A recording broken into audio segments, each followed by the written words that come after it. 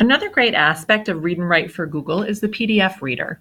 If you have a PDF in your drive, you can open it with Read and Write for Google. You can also make that a default so that it automatically opens for your students who use Read and Write for Google. And it takes a minute to load, but you'll have lots of the same features that you would in Google Docs. It can read the PDF to the students. They can highlight, annotate, create vocabulary lists, and so on. You can see that the actual toolbar is a little bit different. So you have click to speak, you have your two dictionaries, you have play, which will just automatically read, stop, pause and stop. You have a screenshot reader. So let's say that you had a PDF that had a combination of image and text. You can screenshot or drag a box around the text portion to have it read. You have translator, highlighting options, vocabulary, and then here's a typewriter for you to add text. So let's say I'm having my students read Raymond's Run. I don't have much work to do around the house like some girls. My mother does that. And I don't have to earn my pocket money by hustling. George runs errands for the big boys and sells Christmas cards. And maybe what I'm thinking I'll do is that I will have students highlight words they don't know. So I'm going to highlight hustling. I'll put that in blue. And maybe as they continue to read, they don't know, let's see, when George was minding himself. Let's see, we'll highlight minding. And let's pick one more. How about ridiculous?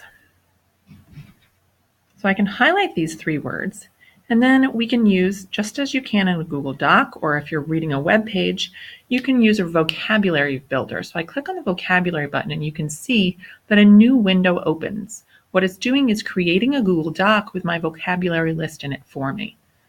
You can then retitle this doc. You can use these words in Quizlet. You can use it as a study guide. It will give me the word that I looked up. It will give me the meaning of that word. And for instance, this one, if you change your mind, you come to a different decision or opinion, I won't change my mind, so stop asking. It's really what minding meant.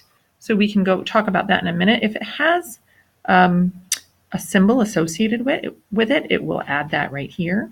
But let's go back to Raymond's Run and let me look up minding. So if I put my cursor on minding and I go to the dictionary, it's going to give me a lot of definitions for minding. But I can work with my teacher to find the one that means what I'm looking for. So if we do things like, attention. So maybe we would choose this one and we can have it played for us. Noun. Attention. Don't pay him any mind. So the students can go through and determine which is the most appropriate definition for their vocabulary word. I have to admit, I've never seen, I of course chose a word that had more definitions than I had imagined. So we can have it read. They have the dictionary. They have a picture dictionary. Played, paused, stopped. Again, I said that if you have a portion of it that's an image, you can do a screenshot reader. But let's say I have an English language learner, and maybe they can do quite a bit of this. So I don't have much work to do around the house like some girls. My mother does that, and I don't have to earn my pocket money by hustling. So maybe I'm not sure what pocket means in this case. And so I press translator. And I'm not sure what that word is, so let me listen to it. Bolsillo. Oh, okay. That makes sense to me now. So you can translate some of the words. But the other thing is you can use highlighting for a number of purposes. Let's use our highlighting I'm going to clear these ones, for some annotating, for some close reading. So maybe I would highlight those words, but I also might be reading along and I read, all I have to do in life is mind my brother Raymond, which is enough. So I'm going to say, I wonder why that is enough. What's so hard about minding Raymond? So I'm going to highlight that. And maybe I want to know why I highlighted that And if I look right here, I can add text. Why does she say that's enough? I can add text to anything that I'd like. If you hover over this, you can see that you can use speech to text to do it. You can use word prediction like you can in Docs. And I can change the text color if I want to. If I want to delete that and don't like what I wrote, that's fine. If I like it, then I'm going to add it to the typewriter. Maybe I don't like the shape of it and I want it to be spread out. I can also drag it around. And if you see the arrows, I can move it all around.